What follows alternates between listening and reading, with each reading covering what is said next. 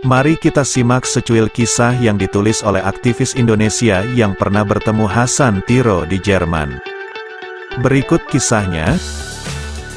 Bukan hanya rakyat Aceh yang mengenang Hasan Tiro, musuh dan teman sama-sama mengenang Hasan Tiro sebagai sosok yang menginspirasi, teguh dan memegang prinsip.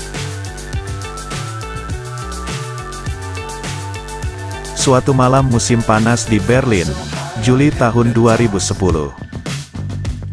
Seperti kebanyakan masyarakat Indonesia, nasi merupakan makanan pokok. Ditemani Gunnar Steng, peneliti Jerman sekaligus karyawan FES Indonesia yang sebelumnya tinggal di Aceh, dan Saiful Haq.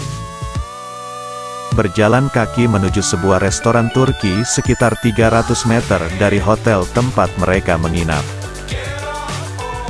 Singkat cerita, setelah makan malam mereka memutuskan untuk naik taksi kembali ke hotel. Dalam perjalanan, sopir taksi menanyakan siapa rombongannya. Suasana berubah ketika mengetahui penumpang taksi tersebut berasal dari Aceh. Ia menjadi sangat ceria dan gembira karena ada orang Aceh yang berada di dalam taksinya. Tiro, Jatiro aus Aceh, katanya, artinya Hasan Tiro dari Aceh. Pengemudi ternyata berasal dari Kurdi, yang telah berperang melawan kekuasaan Turki selama bertahun-tahun.